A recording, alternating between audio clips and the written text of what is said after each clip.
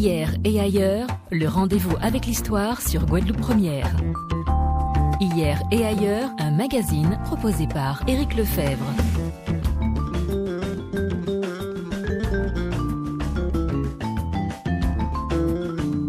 L'émotion est nègre comme la raison est hélène, disait Senghor. Au-delà de la polémique sérieuse qu'a pu susciter la célèbre assertion, la réalité historique est loin de la confirmer. En fait, ce qu'il conviendrait sans doute de dire, c'est qu'une très grande partie de la raison hélène tire sa source de la science africaine et des connaissances des savoirs accumulés par les grands savants de la civilisation égypto-nubienne, auprès desquels Thalès et Pythagore, entre autres, ont étudié. À l'occasion de la fête de la science, Hier et ailleurs s'intéresse aujourd'hui à l'origine africaine des mathématiques modernes. Jean-Philippe Omotunde, bonjour. Bonjour. Vous êtes, entre autres, directeur de l'Institut d'histoire à Nijart, ici en Guadeloupe. En Guadeloupe, effectivement. Et chercheur à l'Institut Africamat à Paris. À Paris. On connaît votre combat pour la reconnaissance de l'antériorité des civilisations africaines dans de nombreux domaines, dont celui de la science. On pourrait parler de médecine, on pourrait parler d'astrologie, on pourrait parler d'architecture et de bien d'autres disciplines encore, mais on va se concentrer, si vous le voulez bien, sur les mathématiques. Quand on pense aux maths, il y a bien sûr des noms qui nous viennent à l'esprit, des noms de savants grecs, à commencer par Thalès et Pythagore, bien sûr. Mais leurs travaux et leurs découvertes doivent beaucoup, et c'est ce que vous répétez à travers la planète, j'ai envie de dire, avec votre bâton de pèlerin et également les sites internet. Leurs travaux, leurs découvertes, Jean-Philippe Omotunde, doivent beaucoup, pour ne pas dire tout, à leurs maîtres, qui sont eux, qui étaient des savants égyptiens. Alors, vous savez, ce qu'il faut retenir, en fait, au niveau de l'histoire, c'est que la dynamique récente de l'histoire a organisé la marginalisation du monde noir de l'histoire intellectuelle de l'humanité. Mais c'est quelque chose de récent. Et vous savez que lorsqu'on parle de l'époque des Lumières, il y avait quand même des courants qui étaient totalement opposés aux courants plutôt xénophobes et racistes des Lumières. On peut citer Jean-François Champollion, qui a été très clair sur l'origine égyptienne, donc africaine des Égyptiens anciens. Victor Schœlcher a fait une déclaration dithyrambique en disant que les Noirs étaient autrefois la civilisation la plus industrieuse, la plus inventive, qui a inventé l'écriture, les sciences, l'architecture. Ces déclarations de Victor Schœlcher, justement pour bien spécifier le désir d'abolition en 1848. On peut citer des professeurs au Collège de France. Vous voyez, je pense à Émile Amélino qui a fait des fouilles et qui a dit, on doit l'admettre, la civilisation égypto-nubienne est une civilisation africaine. Donc on voit que même lorsque le comte de Volney va dire les Noirs, donc qui sont aujourd'hui nos esclaves, sont quand même ceux à qui nous devons nos arts et nos sciences jusqu'à l'usage de la parole. Nous sommes en 1783 quand il fait son voyage en Égypte et qui découvre la vérité. Donc vous voyez, c'est ça la problématique du point de vue historique, c'est de se focaliser sur un point de vue et en faisant en sorte que ce n'est que le seul point de vue qui est médiatisé. Alors qu'il y avait un autre point de vue qui s'appuyait sur les sciences, vous voyez, sur vraiment le travail des anciens, les documents anciens et tout ce qui concerne la traduction de manuscrits, autrefois écrits en grec, en égyptien ancien, en assyrien et autres. Et un certain nombre comme ça d'informations, de documents qui vont donc être plus ou moins passés sous silence pour gommer et effacer de l'histoire cette part africaine. Revenons-y, Jean-Philippe Omotunde. On se dit, c'est pourtant évident quand on regarde les pyramides, il faut déjà être très fort en calcul. Mais c'est-à-dire que ce qu'il faut bien retenir dans la construction des pyramides, c'est que les scientifiques disent que c'est comme si on avait décidé de construire Paris en commençant par la Tour Eiffel. C'est-à-dire en commençant par le plus compliqué. Parce que ce que les gens doivent bien comprendre, les pyramides, c'est le début de l'histoire, c'est pas la fin. Donc l'histoire commence par la construction des pyramides, maîtrise de l'orientation au niveau des 4 points cardinaux, maîtrise du nombre phi, maîtrise du nombre pi. Enfin, vous avez toutes les lois mathématiques qui régissent l'univers sont déjà dans la pyramide. Et on est, pour les plus anciennes d'entre elles, à moins... Ah oui, on est à la fin du 4e millénaire de l'ère ancienne. Donc on est près de moins 5000 ans avant Jésus-Christ. Mais il faut voir qu'on encense Khéops. Mais Khéops doit véritablement les calculs à son père qui est Snéfrou. Parce que Snéfrou a fait la même pyramide que son fils, sauf qu'elle est moins grande. c'est ce qu'on appelle la pyramide rouge. Vous voyez, parce qu'on fait croire qu'il n'y a pas eu de gestation mathématique ayant mené à la pyramide parfaite. Non, il y a toute une lignée de rois qui, des siècles avant, ont fait des pyramides, ont tenté des expériences mathématiques, des expériences en architecture, jusqu'à trouver la forme parfaite. Et on va voir Jean-Philippe Omotoundé, puisque là, donc, on se situe en termes d'échelle de temps, on l'a dit, à partir de moins 5000 avant Jésus-Christ. Mais totalement. On va même voir qu'on peut remonter bien au-delà. Ah oui, c'est-à-dire que... On le verra un peu plus tard dans cet entretien, si vous voulez bien, avec cet os particulier, l'os d'Ishango. Vous en parlerez tout à l'heure. Restons encore un instant en Égypte. On l'a dit, quand on voit les pyramides, ça paraît donc évident qu'il y a là une maîtrise en termes de science, en termes de mathématiques qui est assez impressionnante. Et cette maîtrise, eh bien, elle va se diffuser. Cette connaissance, ce savoir, vont se diffuser et ceux qui vont en tout premier lieu en profiter, ce sont donc les Grecs. Ce sont les Grecs. Parce qui vont se former là-bas. Totalement, parce qu'il faut savoir que nos ancêtres avaient bâti une civilisation multimillénaire, mais qui, pour eux, était un peu la maison, le berceau de toutes les sciences.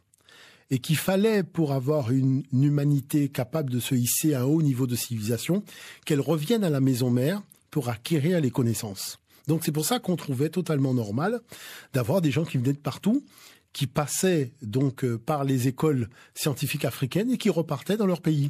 Et ça a été le cas de Thalès. Il faut savoir, Thalès, c'est le premier Européen intelligent de l'histoire. Avant Thalès, on n'a pas d'Européen maîtrisant des théorèmes de science. Mais Thalès lui-même, lorsque Pythagore est venu le voir pour lui dire « je voudrais être votre disciple », Thalès lui dit « mais non, mais moi je reviens d'Afrique, hein. J'ai eu un professeur à l'université d'Héliopolis, que nous venez faire, va le voir de ma part, et il va te transmettre des éléments qui sont au-delà même de tout ce que je pourrais t'apprendre. » Et ça, c'est Jean Blic, hein, qui est le biographe de Pythagore, qui nous raconte l'entretien entre Pythagore et Thalès. Et Thalès va être tellement convaincant que Jean Blic vous dit que Manu Militari, qu'est-ce qu'il a fait Pythagore? Il a plié bagage et il a vendu ses biens pour financer son voyage et il est parti en Égypte. Il va rester une vingtaine d'années. Alors, il va rester 22 ans. Mais vous savez que la chose, c'est qu'attention, accéder à la connaissance, c'est être garant de l'ordre. Parce que nos ancêtres ne dispensaient pas la connaissance sans la manifestation de la sagesse.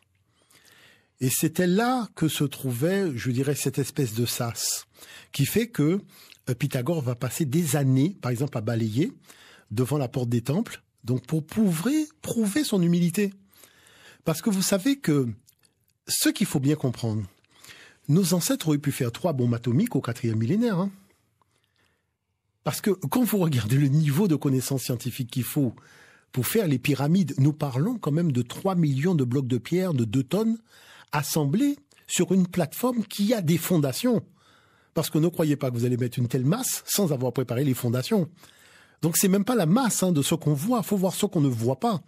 C'est-à-dire, vous vous dites, je vais mettre plusieurs centaines de milliers de tonnes sur une plateforme, je dois faire un calcul pour faire les soubassements, pour ne pas que ça s'effondre ou ça s'enfonce dans la terre. Vous voyez ce que je veux dire par là? Donc, c'est de là qu'il va y avoir donc des années de préparation d'apprentissage, c'est-à-dire entre 5 et 6 ans. Après vient la circoncision, parce que si vous n'êtes pas circoncis, vous ne rentrez pas dans le temple, et vous commencez un enseignement basé sur la théorie et la pratique. C'est-à-dire que quand on vous dit l'année fait 365 jours, vous allez constater chaque année l'évolution de la Terre, donc chaque jour l'évolution de la Terre par rapport au Soleil, par rapport à l'ombre, par rapport aux étoiles, par rapport aux constellations, par rapport aux signes du zodiaque, et vous allez faire vos relevés de jour en jour. Et vous allez comprendre que vous êtes parti d'un point A, vous avez fait un grand tour et vous êtes revenu à ce point A. Vous voyez? Donc c'est pour ça que c'était de la connaissance qui était, au-delà de la science, c'était des constatations scientifiques. Et des constatations scientifiques qui vont donc permettre d'élaborer un certain nombre d'outils mathématiques, lesquels outils vont donc être transmis, entre autres, à Thalès et Pythagore. Thalès d'abord, Pythagore ensuite. Thalès d'abord, Pythagore ensuite. Mais il faut savoir que les Grecs étaient très humbles, hein. Ne pensez pas que Thalès s'est permis de dire qu'il a... le disent, je suis allé là-bas apprendre. Mais totalement, Thalès n'a jamais dit qu'il a inventé un théorème et Pythagore... Aristote dit l'Égypte est le berceau des sciences mathématiques. Non, ces gens-là sont très très humbles. Hein. Je vais vous dire une chose, hein. Les premiers afrocentristes, ce sont les Grecs. Hein.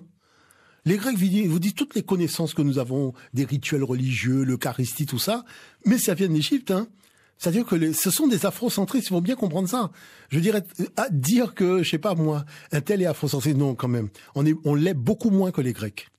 Parce que quand vous lisez les Grecs ont fait de l'Afrique le centre du monde. Vous imaginez qu'ils vous disent que chaque année, ils emmenaient donc les divinités grecques en Afrique, parce que pour eux, Dieu ne recevait que des prières émanant des Africains. Et beaucoup d'autres peuples venaient donc à des moments précis en Afrique pour faire bénir leur chapelle, bénir. Faut bien comprendre dans quel contexte qu'on est, hein. Et regardez une chose, c'est pour ça qu'on se retrouve, juste pour la petite parenthèse, avec Moïse qui reçoit la sagesse divine dans les temples de Pharaon, hein. C'est pas Pharaon qui a été chez Moïse pour dire à Moïse, est-ce que tu connais Dieu? Est-ce que tu peux me l'apprendre? Non. C'est Moïse qui vient en Afrique voir Pharaon pour lui dire, je voudrais apprendre à connaître Dieu. Donc, faut bien comprendre que nous sommes dans ce contexte-là. C'est-à-dire, les connaissances mondiales ont un berceau qui est l'Afrique noire. Et ça, c'est la science. J'en reviens aux pyramides. J'en reviens à l'Égypte et à cette transmission et à ce savoir. Thalès, Pythagore, triangle, rectangle, totalement, etc. Qui sont des figures géométriques qui sont, je vais pas dire sacrées, mais qui sont centrales, effectivement, pour les Égyptiens. Oui. C'est-à-dire que tout est perçu par rapport à des formes géométriques. La forme géométrique, elle est importante. Alors, pour vous expliquer un peu la pyramide, vous savez, la base de la pyramide, c'est un carré. Le carré, c'est 4. C'est la matière. La matière, l'énergie est très basse. Donc, la base 4 au niveau du sol, ça montre que c'est de l'énergie basse. Bon. Mais vous avez le côté qui est le triangle. Le triangle, c'est 3 côtés. Donc, c'est 3, c'est l'esprit. Donc, vous avez une base orientée par rapport aux 4 points cardinaux, avec 4 fois la face triangulaire, orientée aussi vers les 4 points cardinaux. Ça veut dire quoi? Le message ésotérique, c'est que dans toutes les directions de l'univers, l'esprit sera toujours supérieur à la matière. Vous voyez? C'est-à-dire qu'il y a eu un choix, c'est de faire en sorte que les valeurs de la matière ne prennent pas l'ascendant sur les valeurs de l'esprit. Et ça a été manifesté 3 fois. Vous voyez? C'est pas pour rien qu'il y a 3 pyramides. C'est-à-dire 3 fois, donc valeur de l'esprit, on a manifesté par rapport à l'orientation des 4 points cardinaux, que la matière sera toujours maîtrisée par l'esprit. Et ça, c'est important de le comprendre. J'en reviens à Thalès et Pythagore, encore, Jean-Philippe Omotunde. Il y a un certain nombre de documents écrits, de papyrus, hein, puisqu'on parle de l'Égypte ancienne, sur lesquels on retrouve ces formules, ces graphiques, ces dessins. C'est ça le paradoxe, c'est-à-dire qu'il n'y a aucun document de Thalès et de Pythagore, ça n'existe pas. C'était même des gens qui n'écrivaient pas de leur propre aveu. Par contre, quand vous prenez les éléments de mathématiques, dits de Thalès ou dits de Pythagore, vous avez un mathématicien africain qu'on appelle Yamessou, de son vrai nom, Yamès, et le nom du document c'est le papyrus Rhin, qui comporte plus de 80 théorème de mathématiques, vous retrouvez le théorème de Thalès, le théorème de Pythagore et beaucoup d'autres théorèmes d'ailleurs. Vous voyez? Mais sauf que Yamès a vécu 1000 ans avant Thalès. C'est-à-dire que quand je vous dis que c'est un théorème africain, je vous montre un document qui date de 1650 de l'ère ancienne africaine. Avant Jésus-Christ. Et vous vous rendez compte que Thalès c'est 600, c'est-à-dire 1000 ans avant Thalès, j'ai déjà consigné le théorème dit de Thalès. Donc, vous voyez qu'il y a quand même quelque chose d'extraordinaire. C'est-à-dire qu'il y a une problématique de l'ego. C'est-à-dire, l'ego prend le pas sur la vérité dans le monde occidental. Parce que, qu'est-ce que ça coûte de dire que voilà, Thalès a été en Afrique apprendre un théorème qu'il a ramené en Grèce. C'est ce qu'ils disent tous. Ils le disent. Tous. Vous nous l'avez dit aussi. Tous les Grecs, y compris, on en a cité d'autres, y compris Platon, qui lui aussi rend hommage presque Platon, à chaque ligne. Mais Plutarque même nous donne la liste de tous les professeurs africains que les étudiants grecs ont eu en Afrique. C'est par Plutarque qu'on connaît le professeur de Thalès, qu'on connaît le professeur de Platon. Mais c'est extraordinaire. C'est-à-dire, tous ces documents-là sont dessus. On a des éléments sur les enseignements qu'ils ont reçus. On sait même où. Mais on sait où, dans quel temple. Strabon a visité la chambre d'étudiants de Platon et de Dox. Strabon, le géographe grec, a dit « J'ai visité, quand je me suis déplacé, j'ai vu la chambre universitaire de Dox ». Dox a étudié les mathématiques pendant 13 ans, avec Platon qui étudiait la philosophie. Donc, c'est-à-dire, nous sommes dans des données précises. Vous voyez ce que je dis par là? On n'est pas dans du fantasme, on est dans de la précision. Maintenant, ce qui se passe, c'est que là où il y a encore je dirais, en ce qui me concerne, des griefs que j'exprime vraiment très clairement, c'est que nos ancêtres sculptaient les étrangers qui venaient chez eux étudier. Au lieu on aurait fait une photo aujourd'hui ou un selfie, oui. À l'époque, on faisait une statue. Nous avons la statue de tous les Grecs qui sont venus en Afrique. Et le monument a été fait par Nectanebo qui est l'un des derniers pharaons, qui a fait un monument qui s'appelle l'Exédra. Et sur l'Exédra, en arc de cercle, vous avez une statue de tous ces Grecs qui sont venus en Afrique. La question c'est, vu que c'est une équipe française qui a fait les fouilles, pourquoi on ne montre pas la vraie tête de Thalès, la vraie tête de Pythagore, la vraie tête de Platon? Parce qu'on vous montre une tête, mais c'est pas la vraie tête. C'est-à-dire vous tapez sur Google Pythagore, vous avez un truc, c'est un truc qu'on a pris au hasard, on a dit bon, allez, on décide que ça c'est Thalès, on décide que ça c'est Pythagore. Mais moi je dis que c'est une équipe française qui a fait des fouilles.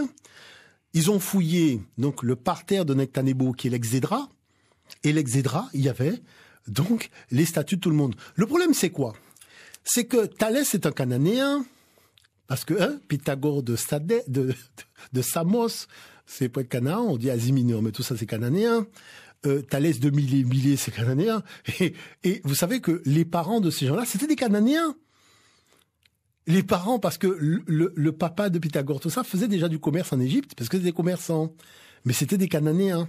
Bon, maintenant, quand vous prenez les statues de l'époque, on a fait des fouilles à Canaan, en Phénicie, on a trouvé les statues, vous voyez les grandeurs tresses africaines, mais je peux vous montrer les statues.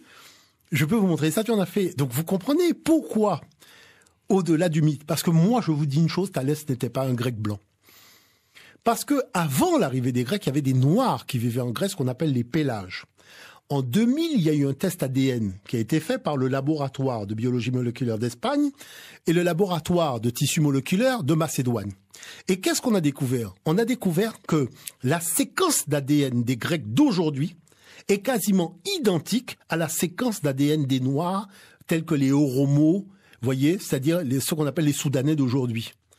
Donc quand on a essayé de comprendre, mais comment ça se fait que, alors que ces gens-là, il faut bien comprendre une chose, parce que là, c'est pas de l'ordre du fantasme. Moi, j'ai acheté l'étude. J'ai l'étude, je peux vous la passer.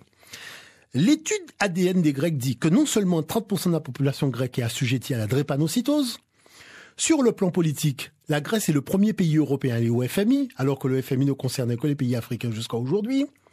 Et ensuite, il faut savoir une chose qui est quand même extraordinaire, c'est que les Grecs avaient toujours dit qu'il y avait des populations noires qui vivaient en Europe, avant leur arrivée, qu'ils avaient appelé les Pélages. Et c'est pour ça que John Borman, qui est le plus grand archéologue anglais, quand il a demandé à ses élèves de ramener des objets du premier corpus artistique des Européens, qui sont les vases athéniens à figure noire, il n'a pas compris pourquoi les élèves lui ont dit « on a des textes, mais on n'a pas de photos ». Donc il a pris une année sabbatique, il a été dans tous les musées du monde et il a fait des photos. Et c'est là que vous découvrez quoi? Que ce qu'on appelle la proto-histoire de la Grèce, c'est le moment où les vagues européennes sont arrivées alors qu'il y avait des populations africaines et vous avez donc soit des métis, soit des noirs, soit des blancs. C'est-à-dire il y a un moment de juxtaposition des deux. Et c'est ça qui explique que jusqu'à aujourd'hui, les Grecs sont assujettis à la drépanocytose, alors qu'on dit que c'est quelque chose qui concerne directement les Africains. Et on sait à travers l'histoire les liens très étroits qu'il y a eu effectivement entre la Grèce et l'Égypte, entre les Grecs et les Égyptiens, puisque les derniers pharaons, oui. les Ptolémées viennent de là-bas. Mais grecs. Regardez une chose, la civilisation même que vous avez en Grèce, mais les Grecs racontent que c'était des familles africaines qui sont parties en Grèce parce que tout simplement, il y avait des liens avant entre les Noirs qui étaient en Grèce et les Noirs de l'Égypte. On a, et vous le disiez et ça, c'est important de le souligner. On a, Jean-Philippe Omotunde, une liste, un listing, le who's who des meilleurs profs égyptiens de l'Antiquité. On a cette liste et on sait avec qui tel savant grec. Les Cnumnéfer, que les Grecs vont appeler Conufis, les Sonchis, c'est Séanc-Néfer. Les universités cotées de l'époque, c'est naturellement celle d'Héliopolis, mais celle de Memphis. Vous voyez, Mennefer, Younou, donc pour Héliopolis. Parce que les Grecs vont surtout rester dans le delta. Voyez, mais c'est vraiment là que, je dirais, ils vont prendre souche sur le plan intellectuel. Et c'est cette présence grecque qui va inventer le mot Égypte. Il faut savoir que l'Égypte, aucun noir n'a jamais appelé ce pays-là l'Égypte. Hein. C'est-à-dire, c'est les Grecs qui vont inventer ce mot à partir d'un temple Utkapta, qui était le temple de l'âme de Dieu, qui était un temple qui était à Memphis, donc une église en fait, un temple. Et ils vont affecter, donc Utkapta va donner Égyptos, et Égyptos va donner Égyptos, Égyptos va donner Égypte. Vous voyez ? Mais aucun roi, aucun souverain africain ne s'est jamais levé pour dire je suis pharaon d'Égypte. Hein. Ça, il faut bien le comprendre. Jean-Philippe Omotunde, on l'a vu, les mathématiques remontent donc à bien avant Pythagore et Thalès. Cette maîtrise de l'outil remonte à bien avant, mais on pourrait se poser la question, ces savants égyptiens eux-mêmes, d'où tenaient-ils ces savoirs et ces connaissances? Et c'est là qu'on en revient à ce fameux os d'Ishango. Alors, Ishango, c'est dans le Congo, mais totalement Congo, nord-est du Congo. Mais vous savez, en fait, si découvert par une équipe belge. Totalement. Mais vous savez, en fait, pour vous dire les choses... On va le dire, parce que les auditeurs ne le savent pas. C'est un petit bout d'os d'une vingtaine, une dizaine de centimètres, voilà, sur lequel il y a des encoches. Des encoches qui sont bien alignées. Totalement. Ça ressemble à une...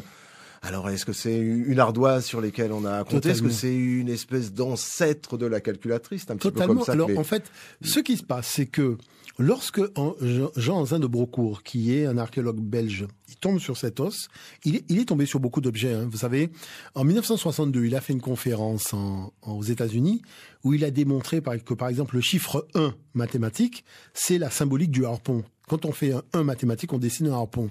Parce que dans la tradition, jusqu'à l'Égypte antique, quand on fait le chiffre 1, c'est roi. Et roi, c'est un harpon. Vous voyez, on appelait le harpon roi qui a donné les valeurs mathématiques. C'est très important ce que je dis. Parce que vous savez, on voit aujourd'hui un métier tel que la pêche. On oublie que quand même c'est les pêcheurs qui ont apporté à l'humanité le système mathématique. Parce que l'os Ishango, c'était des pêcheurs. Hein. Il faut pas l'oublier. Et ces pêcheurs vont inventer quoi? L'addition, la soustraction, la division et la multiplication. Vous voyez ce que je veux dire par là? Qu'on retrouve sur cette tablette mathématique d'Ishango. Alors, avec un système déjà de base 10. Il y a les deux, il y a base 10 et base 12. Plus les nombres premiers, entre 10 et 20 dans le bon ordre. Alors, vous comprenez bien que... Et ça, alors ce qui est étonnant, c'est que cet os, quand on recherche à quand remonte-t-il, datation, on est autour de moins 40 000. C'est-à-dire qu'il y a, alors, on est aux alentours de moins 25 000 pour l'os d'Ishango, mais il y en avait un autre, qui est l'os de Lemombo, qui remonte, lui, à moins 40 000, qui a été trouvé dans le Swaziland, dans les années 70, cette fois-ci. Et celui-là, vous prenez n'importe quel ouvrage sur l'histoire des mathématiques, ça commence par le Swaziland. Parce que là, c'est-à-dire, tout le monde dit, la première fois que l'humain a compté dans l'histoire de l'humanité, c'est-à-dire a fait une addition, c'était donc au Swaziland. C'est ce qu'on appelle l'os de Lemombo, puisque c'était les montagnes de Lemombo. Maintenant, la particularité de l'os d'Ishango, c'est que les traits représentent des valeurs mathématiques. Or, les traits représentent toujours des valeurs mathématiques dans le code barre d'aujourd'hui. Donc, on voit que la modernité de la préhistoire africaine rejoint notre modernité aujourd'hui. Mais ça montre aussi qu'il y a quelque chose d'extraordinaire. Comment pourriez-vous imaginer que les mathématiques sont nées avant l'écriture? Mais quand je parle de mathématiques, c'est pas simplement 2 et 2 font 4. Hein. C'est-à-dire des mathématiques abouties qui apparaissent avant l'écriture en elle-même. Et c'est ça qui est extraordinaire.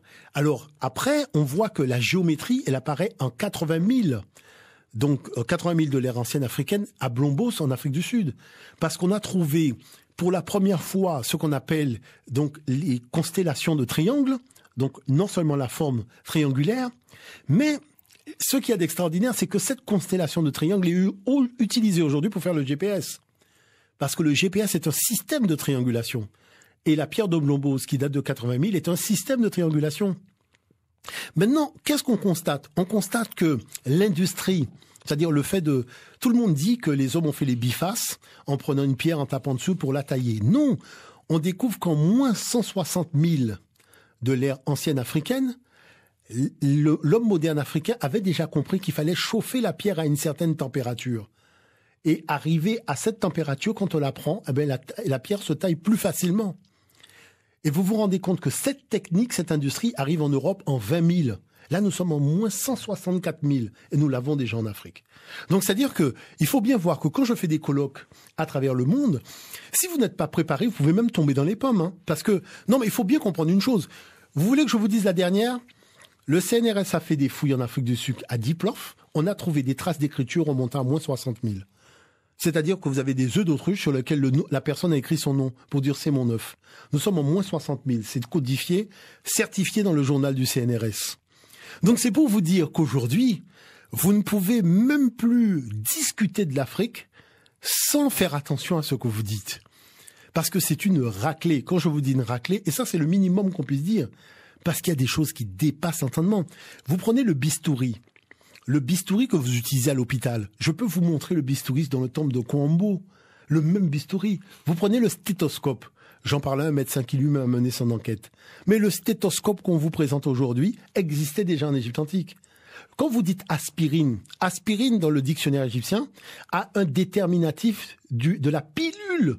Quand vous dites par exemple rédiger une ordonnance, aller voir son médecin, tout ça existe en égyptien ancien. D'ailleurs, vous évoquez les soins, la médecine. La première femme médecin, oui, Pécéchette, c'est dans l'Égypte. 2700 de l'ère ancienne. 2700 de l'ère ancienne. Elle n'est pas seulement médecin, c'est-à-dire qu'elle est chef des médecins, elle forme les médecins. Elle est chef des médecins, chef des prêtresses. Et chef des prêtresses et physicienne aussi par la même occasion. Donc vous vous rendez compte que là, nous sommes dans quelque chose qui est totalement extraordinaire. Maintenant, qu'est-ce qu'on constate ? Parce que en ce moment, je fais la fête des sciences. Et j'ai voulu, dans le cadre de la fête des sciences, présenter aux élèves, mais surtout aux professeurs, ce qu'on appelle les mathématiques africaines. Je suis avec des enfants et je me retrouve, je dirais, dans un univers où il faut dire un minimum de vérité à l'enfant. C'est lui dire, tu sais, dans la culture africaine, il y a un nombre d'algorithmes pour faire les calculs qu'on n'a pas encore recensés pour le moment. Je ne peux pas te dire s'il y en a 50, s'il y en a 200, s'il y en a 1000. Mais la chose, c'est qu'on va en voir au moins 6, 8, 10. Et l'enfant, quand on a terminé un système, je passe à un autre système, mais toujours avec les mêmes chiffres. Simplement pour lui montrer, tu sais, en fait, la science, c'est comme un pas de danse. Quand tu danses, tu fais plusieurs mouvements. Les mathématiques, c'est pareil. C'est-à-dire qu'il y a des gens qui veulent te faire croire que les mathématiques, c'est un pas de danse où tu répètes toujours le même pas. Quand tu as une multiplication à faire, il y a un seul algorithme pour le faire.